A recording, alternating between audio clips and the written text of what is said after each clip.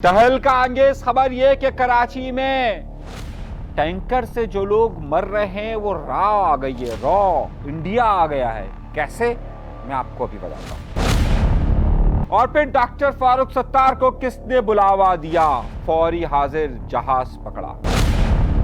एक अहम खबर, दुबई में बहुत अहम मुलाकात हो रही है। किसकी मुलाकातें हुई है, तफसील आपके सामने रखने वाला हूं, चौंका देने वाली। और फिर मुस्तफा कमाल अनीस कायम खानी को उनके ही दोस्त अब सिफर क्यों करार दे रहे हैं, ये एक बड़ी बात। गाड़ियां जलाने वाला कौन था? आफाक अहमद के खिलाफ कराची की तमाम सियासी जमातें एक हो गई, उनके खिलाफ या उनकी हिमायत में, ये भी देखिए। और बहादुर कौमी मूवमेंट अब क्या करने वाली है, ये भी आपके सामने हम रखने वाले हैं। अपने प्रोग्राम का बाकायदा आगाज करते हैं अपने परवरदिगार के शुक्र से। आज के प्रोग्राम में मैं आपको बहुत बड़ी और अहम खबर देने वाला हूं, और वो खबर ये देने वाला हूं कि कराची के 69 शहरियों का जो डंपर्स के जरिए कत्ल हो रहा है, क्या उसमें रॉ मुलव्विस है, और रॉ चाहती है कि जनाब ये तमाम के तमाम मामलात इस तरीके से हो जाएं। ये लतीफ़ा है या हकीकत है? और जिन लोगों ने गाड़ियां जलाई, यानी कि जब डंपर से लोग मरे, तो क्या वो रॉ के एजेंट थे कि रॉ के एजेंटों को मारा गया? ये कहानी कहां से आई है, ये आपके सामने मैं पेश करने वाला हूं। और उसके साथ साथ आज की जो बड़ी खबरों में शामिल होगा वो ये कि दुबई में एक बड़ी अहम मुलाकात हुई है, और उस मुलाकात के अंदर क्या हुआ है, और एमक्यूएम से जुड़ा हुआ एक बहुत बड़ा नाम यानी कि बाबर खान गौरी आजकल एक्टिव हुए हैं। किस मसले पर वो एक्टिव हुए हैं, कहां पर एक्टिव हुए हैं, तस्वीरी सबूत के साथ आपके सामने क्या चीज पेश करने वाला हूं, ये भी आज की बड़ी खबरों में एक खबर होगी। और उसके साथ साथ आफाक अहमद साहब के खिलाफ अब कौन कौन हो गया है, या उनकी हिमायत में कौन कौन हो गया है, इस पर भी एक पूरा तहकीकी रिपोर्ट आपके सामने पेश करने वाला हूं। गुफ्तगू के सिलसिले को हमारे साथ रखिएगा। और इससे पहले की तमाम तफसीलात और बड़ी अहम खबरें आपको दूं, हमेशा की तरह कहता हूं, अगर आप बहादुर हैं और अगर आप हिम्मत रखते हैं तो चैनल जरूर सब्सक्राइब कीजिएगा। डर डर कर जीने का क्या फायदा है, ऐसे ही सब्सक्राइब का बटन दबा दीजिए, फौरन दबाइएगा। प्रोग्राम का आगाज करते हैं अब। जनाबे वाला, बड़ी अहम खबर से आगाज करता हूं, और बड़ी अहम खबर यह है कि आज अर्जेंट, बहुत ही अर्जेंट तौर पर एक ऑल पार्टीज कॉन्फ्रेंस बुलाने का ऐलान किया गया। यह ऑल पार्टीज कॉन्फ्रेंस बुलाई गई हुकूमती सरपरस्ती में, यानी कि वजीर आला सिंध मुराद अली शाह के कहने पर बुलाई गई। हैरत अंगेज तौर पर इस ऑल पार्टीज कॉन्फ्रेंस के अंदर एमक्यूएम पाकिस्तान को बुलाया गया, इस ऑल पार्टीज कॉन्फ्रेंस के अंदर एएनपी को बुलाया गया, इस ऑल पार्टीज कॉन्फ्रेंस के अंदर जमाते इस्लामी को बुलाया गया, इस ऑल पार्टीज कॉन्फ्रेंस के अंदर लियाकत महसूद को बुलाया गया, जो कि डंपर एसोसिएशन के सरबराह हैं, सही, और जिनके बारे में आपने कई कहानियां सुन ली है। लेकिन अगर नहीं बुलाया गया तो आफाक अहमद की जमात को नहीं बुलाया गया। अब क्यों नहीं बुलाया गया, किस लिए नहीं बुलाया गया, आप खुद इस पूरी सूरत हाल को समझ सकते हैं कि इस वक्त आफाक अहमद साहब, जिन्होंने एक बयान दिया था कि जनाब दम पर नहीं चलेंगे, उसके बाद उन्हें गिरफ्तार कर लिया गया था, मगर बाकी तमाम सियासी जमातों को बुलाया गया। वजीर आला हाउस में खुसूसी तौर पर दावत दी गई, और डॉक्टर फारूक सत्तार जो कि इस्लामाबाद में मौजूद थे, उन्हें पैगाम दिया गया कि आना तो पड़ेगा, फरमान कहीं और से है। वो आए और ऐन मौके पर आए, और वो कह भी रहे कि जनाब मैं तो सारी पूरी कर नहीं सका, मुझे अर्जेंट यहां पर आना चला। अब बताइए कि मुस्तफा कमाल साहब क्यों नहीं आए, अनीस कायम खानी साहब क्यों नहीं आए, ये भी तफसीलात आगे चलकर बताऊंगा। लेकिन अब क्या, जरा देखिएगा, पार्टी का डिसिप्लिन देखिए और चीजें देखिए। फारूक सत्तार साहब को इस वक्त एमक्यूएम के अंदर मरकजी पोजीशन हासिल है। अगर खालिद मकबूल सिद्दीकी साहब के बाद और कामरान टेसूरी साहब के बाद अगर पीएसपी वाले फैक्टर्स को, यानी कि मुस्तफा कमाल साहब और अनीस कायम खानी को एक तरफ अगर आप रखें, तो फारूक सत्तार साहब इस वक्त तीसरे नंबर पर आते हैं, और अपने आप को 21 या 22 नशिस्तों पर कौमी असम्बली के अंदर कामयाब हुए हैं। मैं ये सारी बात इसलिए कह रहा हूं, जरा देखिए, जब मुश्तरका प्रेस कॉन्फ्रेंस होती है तो उसमें शजीर इनाम मेमन साहब जो कि वजीर इत्तलात भी हैं, वजीर ट्रांसपोर्ट भी है, उनके साथ अगर कोई बैठता है तो डॉक्टर फारूक सत्तार बैठते हैं। लेकिन जमाते इस्लामी आजकल बड़ा हिसाब लेवल लेकर चलती है। जमात इस्लामी ने अपने कराची के नायब अमीर को भेजा है, कराची के अमीर भी नहीं आए, सही है, और उन्होंने उस सतह पर भेजा। शाही सैयद साहब आए हुए थे इसके अंदर। अब हुआ ये कि ये प्रेस कॉन्फ्रेंस हुई तो मैं समझ रहा था कि वहाँ पर लोग बात करेंगे कि जनाब आफाक अहमद साहब की रिहाई के लिए डॉक्टर फारूक सत्तार साहब ने इतनी बड़ी बातें कही थी, लेकिन जब वो यहाँ पर तो प्रेस कॉन्फ्रेंस में भी कोई मुतालबा नहीं किया गया, बल्कि उन्होंने कहा कि जनाब जो हुकूमत इकदाम कर रही है ये इंतज़ामी मामला है, ये सियासी मामला नहीं है। जबकि उनकी प्रेस कॉन्फ्रेंस जो थी वो तमाम की तमाम सियासी मामला पर थी, जो उन्होंने पहले डॉक्टर फारूक सत्तार साहब ने कही थी, और इसे एक सियासी मामला करार दिया था जब उन्होंने आफाक अहमद साहब की बात की थी। यहाँ तमाम की तमाम सियासी जमातों में आफाक अहमद साहब नहीं थे, लेकिन शर्जील इनाम मेमन साहब ने एक बड़ी हैरत अंगेज बात कही। उन्होंने कहा कि रात गए जब जो टैंकर से एक शख्स की जहांबाक हुआ तो उसके बाद टैंकर्स को आग लगा दी गई। अच्छा, वजीर आला सिंध ने उन टैंकर्स को आग लगाने वालों के खिलाफ फौरी तौर पर नोटिस ले लिया और 15 अफराद को हिरासत में ले लिया। ये खुद शर्जील इनाम मेमन साहब ने अपनी प्रेस कॉन्फ्रेंस में कहा। अब जरा गौर से सुनिएगा और जरा गौर से समझिएगा कि मैं क्या कहना चाह रहा हूं और क्या कहना नहीं चाह रहा।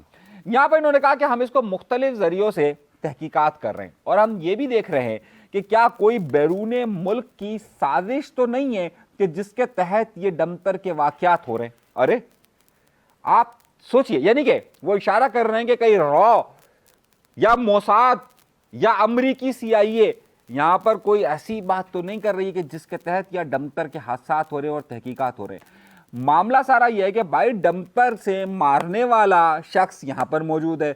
यहां पर जो टैंकरों की रेस हो रही थी वो रेस लगा रहे थे, इसमें रॉ कहां से आ जाती है या इसकी तहकीकात किस एंगल से हो रही है। दर हकीकत असल मामले को हटाकर लियाकत महसूस साहब को साथ बिठाकर आप जब प्रेस कॉन्फ्रेंसेस करते हैं तो आप ये बात करते हैं जनाब जो कानून तोड़ रहा है वो तो ठीक है, सही, और वो रॉ के एजेंट्स और जो आग लगा रहे हैं कहीं इसमें कोई भाई वो उसी वक्त के मुश्तइल अफराद उसी इलाकों के लोग हैं, उन बेचारों को जाहिर है उस वक्त जज्बात में नहीं होते। क्या आपने फ्रांस के अंदर नहीं देखा कि जब इस तरह के वाकयात होते तो वहां बसों को किस तरीके से आग लगाई गई, इमलाक को किस तरह से नुकसान पहुंचाया गया। क्या अभी आपने पिछले दिनों लंदन के अंदर ये सारे वाकयात नहीं देखेंगे? ये तो मुश्तइल हुजूम होता है, मॉब होता है, ये तो कहीं से प्लान थोड़ी होता है, ये तो उसी वक्त 5-10 मिनट 15 मिनट आधे घंटे के अंदर अंदर सब कुछ हो जाता है। इतना थोड़ी कोई मुनज़्ज़म तरीके से होता है और उसमें कि जनाब उसी वक्त बंदा का एक्सीडेंट होता है, लोग जमा होते हैं, मुश्तइल होते हैं, वो एकदम बस चीज़ों को तहस नहस करने पे तुल जाते हैं। उसमें इतना वक्त थोड़ी लगता है कि जनाब सोचेंगे, साजिश करेंगे, और ना ही एक इलाके से दूसरे इलाके तक पहुंचने में इतना सारा टाइम चाहिए होता है, ये सारी चीज़ें चाहिए होती हैं। जरा बात सोचने की करनी चाहिए। हमारे यहाँ सारा मामला यह है कि इंतज़ामी हो या मामला सियासी हो, इसको फौरी तौर पर रंग दे दिया जाता है कि जनाब ये कोई बैरूनी साजिश है। हमारे यहाँ रॉ का एजेंट कह देना, हमारे यहाँ गैर मुल्की एजेंट करार देना, यहूदी एजेंट करार दे देना, इजराइल का एजेंट करार देना, निकले भाई इस बात से यहाँ सीधा सीधा मामला है कि कानून की खिलाफ वर्जी हो रही है, उन्हें पकड़ने वाला कोई नहीं है, हर जगह पर रिश्वत ली जा रही है, एक सीधा सीधा मामला है। इनको आप काबू करें, सीधी बात हो जाएगी, सीधी सी बात हो जाएगी ना कि आप इनको काबू करें। अगर आप इनको साथ बैठाकर प्रेस कॉन्फ्रेंसेस करेंगे और वो कहेंगे कि जनाब हम तो पैसे देते, हम तो कौमी खजाने को पैसे देते, हमें खुली इजाजत है, और रॉ का एजेंट करार दे दिया कि जनाब ये तो जो लोग ये डंपर से हमारी साजिश हो रही है। अरे भाई सीधा सीधा मामला आपको नजर आ रहा है, उस नजरिए को आप पकड़िए। आप उस डंपर वाले को उसका नोटिस नहीं ले रहे कि बंदा मरा है, सही है, आप इस बात का नोटिस ले रहे हैं कि जनाब आग क्यों लगाई है। भाई मुश्तइल हुजूम होता है, वो सही बात कहते हैं। 27 दिसंबर को मोहतरमा बेनजीर भुट्टो साहिबा की शहादत का वाकया रोनुमा होता है। मुश्तइल अफराद होते हैं ना, वो कंट्रोल में थोड़ी होता है, उस वक्त उनकी नजर में जो आता है बस वो नहीं बचता है। मॉब इसी को कहते हैं। और अगर वहां पर किसी इलाके में कोई एक शख्स जहांबाक होता है तो उस इलाके का मॉब होता है। हैरतअंगेज तौर पर किसी ने भी इस हवाले से बात नहीं कही कि जनाब मैं सोच ही रहा था कि MQM इस हवाले से बात करेगी, कोई और बात करेगी, तमाम सियासी जमात, यहां तक कि आप हैरतअंगेज तौर पर देखिए तहरीक लब्बैक पाकिस्तान की भी जो प्रेस रिलीज आती है उसमें भी ये लिखा जाता है कि जनाब ये जो लोग इस तरह के बयान दे रहे हैं वो ठीक नहीं है। मतलब लाइन देखिए, खुदा का वास्ता है, ये एक इंतज़ामी मामला है, इसे इंतज़ामी मामला आप रखें, इसे लिसानी रंग देने की कोशिश जो लोग भी कर रहे हैं वो ना कीजिए। खुद महाजिर कौमी मूवमेंट इसकी मुखालफत कर चुकी है कि लिसानी रंग नहीं है। डंपर से मरने वाले का ताल्लुक किसी भी कौमियत से हो सकता है, डंपर चलाने वाला किसी भी कौमियत से हो सकता है। आपको मैं हैरत अंगेज बात बताऊं, जो अक्सर ये वाटर टैंकर जले ना, वो किसी पश्तून के नहीं है बल्कि किसी और कौमियत के शख्स के। तो उसमें क्या होता है भाई, वो तो ज़ाहिर एक अलग माफिया, एक अलग मामला है, लेकिन उसे रॉ का एजेंट करार देना, खैर बात बहुत ज़्यादा तवील हो जाएगी, लेकिन मुझे अफसोस हुआ कि जिस तरीके की गुफ्तगू वहाँ पर हुई। अगली खबर की तरफ आता हूँ और बहुत अहम नुक्ते की तरफ आता हूँ, और बहुत अहम नुक्ता यह है कि बाबर खान गौरी साहब मुत्तहिदा कौमी मूवमेंट पाकिस्तान के साबिक रहनुमा एक्टिव हुए हैं, और अमेरिका के अंदर एक प्रोग्राम हुआ है कराची फ्रेंड्स के नाम से, और उसमें बाबर खान गौरी साहब जो कि मुत्तहिदा कौमी मूवमेंट के साबिक रहनुमा तस्वुर किए जाते हैं, उन्होंने कहा है कि जनाब आफाक अहमद साहब को रिहा किया जाए, यानी कि कराची फ्रेंड्स की तरफ से ये मुतालबा सामने आया है। ये अमेरिका के एक शहर में हुआ, इसकी तस्वीरें चीज़ें मैं आपके साथ शेयर कर रहा हूँ, ये आप देख सकते हैं, और वहाँ से ये मुतालबा सामने आया है हैरत अंगेज़ तौर पर कि आफाक अहमद साहब को रिहा किया जाए। अब उस मुलाकात के अंदर क्या हुआ, क्या स्ट्रेटजी हुई, दर हकीकत मामला अब ये हो चुका है कि जो बातें आफाक अहमद साहब के साथ जो बातचीत हो सकती थी, उसे उन्हें गिरफ्तार कर कर इस वक्त मामले को इस तरह से हो गया है कि आफाक अहमद साहब इस वक्त अपनी मकबूलियत के इंतहाई ग्राफ पर मौजूद हैं, यानी कि इस वक्त आफाक अहमद साहब बहुत ज़्यादा मकबूल हैं। और जाहिर सी बात है कि जब लोग ये देखते हैं कि एक तरफ आप एक शख्स बात कर रहा है कि इन्हें रोका जाए, उसे गिरफ्तार कर लिया जाता है और बाकी सब लोगों को इजाज़त दे दी जाती है, तो उसके बाद आप एक शख्स को अकेला खड़ा करें या फिर अलग खड़ा करें, ज़ाहिर मसला होता है। और अब लोगों को, बहुत सारी सियासी जमातों को, खुसूसन जैसे कराची के अंदर काम कर रही है, उनके लिए एक बड़ा मसला ये पैदा हो चुका है। हकीकत है कि जनाब अब वो आफाक अहमद साहब का मुकाबला किस तरीके से करेंगे। यहाँ तक कि इमरान खान साहब जो कि बहुत ज़्यादा मशहूर तस्वुर किए जा रहे थे, उनकी शोहरत को भी ठेस पहुँची है कराची शहर के अंदर इस वक्त मौजूदा सूरत हाल के अंदर। यहाँ तक कि हाफिज़ नईमुर रहमान साहब का जो नाम दिया जाता था, उसकी जगह आफाक अहमद साहब का नाम लिया जा रहा है। यहाँ तक कि जो JDC वगैरह इन सब के नाम लिए जा रहे थे। अच्छा, हैरत अंगेज़ तौर पर अगर आप देखें कि आफाक अहमद साहब तो ये डंपर वाले इशू में बहुत देर से आए थे, इस डंपर वाले इशू को तो मेन इशू जिन्होंने उठाया था वो थे कामरान टेसोरी साहब। गवर्नर सिंध ने बाकायदा उठाया था, और ये बात कहना कि जनाब ये रॉ इसमें हो सकती है, बाहर का हो सकते हैं, तो जनाब सबसे पहले तो खुद इन्होंने, जो कामरान टेसोरी साहब, उन्होंने कहा था मैं डंपर के आगे आ जाऊंगा, और उस पर काफ़ी पाकिस्तान कम्युनिस्ट पार्टी के लोगों ने इसका मजाक उड़ाया था। तो इशूज़ तो ये बहुत अरसे से चलते हुए आ रहे थे। अब अगर एकदम से आपकी तवज्जो इस पर पड़ गई और आपने खुद ने अपने हाथ से इस मामले को बिगाड़ दिया है, क्योंकि आप अगर वो गिरफ्तारी नहीं करते तो मामला इस हद तक नहीं जाता था, लेकिन अब वो मामला जा चुका है। खैर, बाबर खान गौरी साहब की एक्टिविटी पर आ गए। एक रहनुमा है, मैं उन्हें मुत्तहिदा कौमी मूवमेंट का रहनुमा कहूँ, PSP का रहनुमा कहूँ, किसका रहनुमा कहूँ मुझे नहीं मालूम, नाम में नहीं बता रहा आपको, लेकिन दुबई में मौजूद है। जादूगरनी ने यह बताया है कि वहां पर बड़ी मुलाकातें उनकी हुई हैं।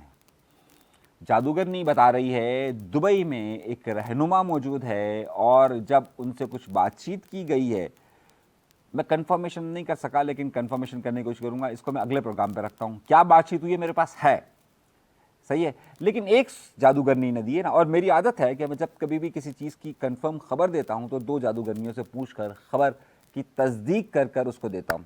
तो एक जादूगरनी ने तो खबर दे दी है, दूसरी का मैं इंतज़ार कर रहा हूं, हो सकता है कि अगले वीलॉग तक वो खबर भी मेरे पास आ जाए। तो मैं आपको बता रहा हूं कि वो बड़ी अहम मुलाकातें हुई हैं और बड़ी अहम बात हुई। अच्छा, ये जो ऑल पार्टीज़ कॉन्फ्रेंस थी, इसमें मुस्तफ़ा कमाल साहब क्यों नहीं आए, ये भी बड़ा सवाल है। फारूक सत्तार साहब आजकल इस मामले में क्यों इतने एक्टिव नज़र आ रहे हैं और मुस्तफ़ा कमाल साहब क्यों बैक पर हैं। तो कामरान टेसोरी साहब तो बहरहाल इस वक्त UK के अंदर मौजूद है, लंदन में नहीं, UK के अंदर मौजूद है, तो अभी लंदन वो पहुँचे नहीं है, शायद आज या कल पहुँच जाएंगे वो, इस पर भी गुफ्तगू होगी। अच्छा, एक बात ये हो गई, ये मैं आपको बड़ी खबर दे रहा हूँ। उसके बाद हुआ ये कि रज़ा हारून साहब जो कि इस वक्त पाकिस्तान कम्युनिस्ट पार्टी में चले गए और मौजूदा हुकूमत के मुशीर भी हैं, रज़ा हारून साहब जो है वो पहले MQM जमात में थे, जमीयत से इनका ताल्लुक़ था, फिर ये MQM में आए, फिर ये PSP में आए, फिर ये पीस पार्टी में आ गए, सही है। तो ये 4 जमातें तो इनकी हैं, स्टूडेंट्स का लाइफ वहाँ से और यहाँ से, अब वो मुख्तलिफ बातें होती हैं इनकी। उन्होंने कुछ बातों की तरफ बड़ा इशारा किया है। उन्होंने सबसे पहले जो इशारा किया है कि जब ये बात पूछी गई कि मुस्तफ़ा कमाल साहब और अल्ताफ़ हुसैन साहब का मुआवजा, तो उन्होंने कहा भाई कोई मुआवजा ही नहीं है। सही है, मुआवजा ही नहीं है। अल्ताफ़ हुसैन साहब लीडर हैं, ये लीडर ही नहीं है, मतलब इनका मुआवजा ही उन्होंने करने से इनकार कर दिया। हैरतअंगेज़ तौर पर खुद खुद खुद कौन, यानी कि रज़ा हारून साहब बाकायदा पीएसपी में गए थे। अच्छा, अब पीएसपी में जाने का उन्होंने कहा है कि जी जनाब अब ये बात बिल्कुल क्लियर है कि पीएसपी को इस्टेब्लिशमेंट ने बनाया था। मतलब ये मैं नहीं कह रहा, ये रज़ा हारून साहब कह रहे हैं कि जो कि पीएसपी से ताल्लुक़ रखते थे या ताल्लुक़ रखते थे।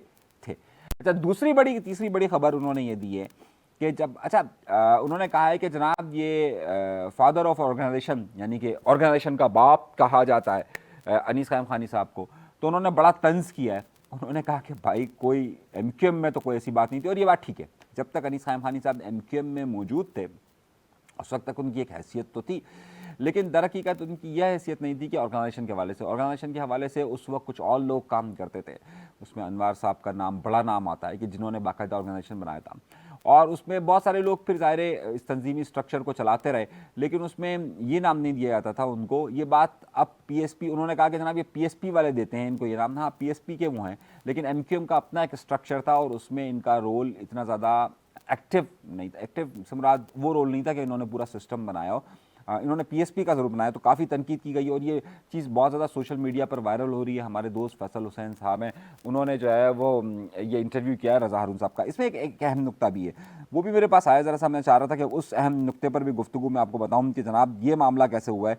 ज़रा सा 1 मिनट मैं आपको एक बड़ी अहम चीज़ बताने वाला हूँ। अच्छा, हैरतअंगेज़ तौर पर ये जो ऑल पार्टीज़ कॉन्फ्रेंस हुई है, इसमें एमक्यूएम ये कह रही है, एमक्यूएम ने जो अपना अलामिया जारी किया उसमें उन्होंने कहा है कि जनाब ये जो बातें हुई हैं, ये जो ऑल पार्टीज कॉन्फ्रेंस हुई है, ये एमक्यूएम पाकिस्तान के कहने पर हुई है। अच्छा, दूसरी बात, जो ये पीएसपी दावा करती थी, मुस्तफ़ा कमाल साहब ये दावा करते थे कि जनाब 2018 का हम इलेक्शन जीत चुके थे, तो उस ज़माने में 2018 में पीएसपी के अंदर थे रज़ा हारून साहब। उन्होंने वाज़े तौर पर कहा है कि 2018 का इलेक्शन हम हार चुके थे। अच्छा, तीसरी बड़ी बात जो उन्होंने कही है वो ये कही है कि मुस्तफ़ा कमाल साहब ये कहते थे कि मैं अल्ताफ़ हुसैन साहब के पास गया, सबको मैंने दरवाजे के बाहर खड़ा किया, मैंने दरवाज़ा के अंदर गया और मैं उनके पाँव में पड़ गया कि जनाब आप ठीक हो जाएं और ये और वगैरह वगैरह।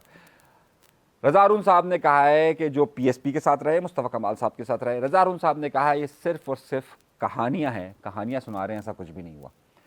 अच्छा, ये बड़ी बात कर रहे हैं रज़ा हारून साहब। अब ज़ाहिर है रज़ा हारून साहब के बयानात के बाद पीएसपी का फैक्टर, ज़रा एमक्यूएम पाकिस्तान तो नहीं है, पीएसपी का जो फैक्टर है वो इसको किस तरीके से वजाहत करेगा, क्योंकि आजकल ये देखा जा रहा है कि ख़ास तौर पर जो पीएसपी में जो लोग गए थे वो इस तरह की बड़ी बयानात दे रहे हैं, तो ये बड़े बयानात सामने आए।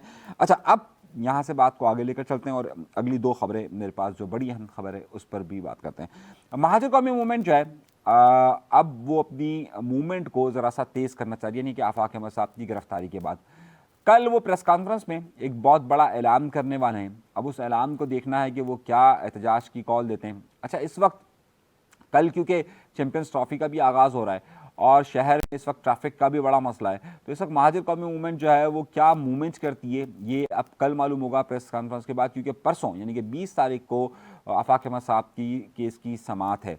अब अगर हुकूमती दबाव नहीं रहता या दीगर दबाव नहीं रहते तो देखना यह है कि जज साहब क्या फ़ैसला करते हैं और किस तरीके का फ़ैसला करते हैं और प्रोसिक्यूशन किस तरीके से होती है, क्योंकि जब तक आफाक अहमद साहब गिरफ्तार रहेंगे ये जो इशू है ये हाईलाइट होता रहेगा। अगर हुकूमत ने यही एंगल लिया कि जो इस वक्त उन्होंने एंगल लिया हुआ है और जिस तरीके से उन्हें एलिमिनेट करने की बात हो रही है, यानी उन्हें हटाने की बात हो रही है, उनकी तकारीर पर पाबंदी की बात हो रही है, अगर ये सिलसिला इसी तरीके से जारी रहा तो ये इशू बढ़ेगा। अगर हुकूमत इस इशू को हल करना चाहती है तो इंतज़ामी तौर पर इनको हल करना पड़ेगा और बहरसूरत आफाक अहमद साहब की रिहाई को करना पड़ेगा। जब तक ये मामला हल नहीं होगा तब तक ये जितने भी बाकी स्टेक होल्डर्स हैं, इस वक्त आपको खुद मालूम है कि एमक्यूएम पाकिस्तान के पास ज़रूर MNAs हैं, लेकिन उनकी अवामी मकबूलियत किस जगह पर मौजूद है। आपको खुद शाही सैयद साहब की अवामी मकबूलियत का अंदाज़ा है, आपको दीगर सियासी जमातों की भी अवामी मकबूलियत का अंदाज़ा है। तो इस वक्त इस मामले को अगर डिफ्यूज़ करना है तो इसके लिए बेहतर तौर पर यह है कि हुकूमत को अपनी अपने बयानात को रोकना पड़ेगा। और ख़ास तौर पर उस APC के अंदर भी जो बात हुई है कि जनाब ये लियाकत महसूद या उनके साथ जो लोग मौजूद हैं, जो 2-2 टके का शख्स करार देते हैं, इन्हें भी रोकना पड़ेगा, लेकिन वो रुक नहीं रहे। और आप ये देखिए कि हुकूमत और उनसे मुतल्लिका जितनी जमातें हैं, उन्होंने उनको साथ बिठा कर डंपर एसोसिएशन को एक हीरो बनाने की तरफ लेकर जा रहे हैं।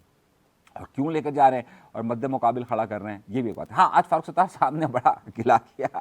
फारूक सत्तार साहब ने ख़वातीन के साथ प्रेस कॉन्फ्रेंस की थी, 2 ख़वातीन के साथ प्रेस कॉन्फ्रेंस की थी, और जैसे उन्होंने प्रेस कॉन्फ्रेंस की उसके बाद सादिया जावेद साहिबा हैं, MP हैं और हुकूमत की तर्जुमान भी अपने आप को कहती है, वो उन्होंने जो है वो उनके खिलाफ बयान दे दिया। तो उन्होंने कहा कि मैं बात करता हूँ और सादिया जावेद का हुकूमत को बयान दे देती है। तो आपको खुद देखना चाहिए कि जनाब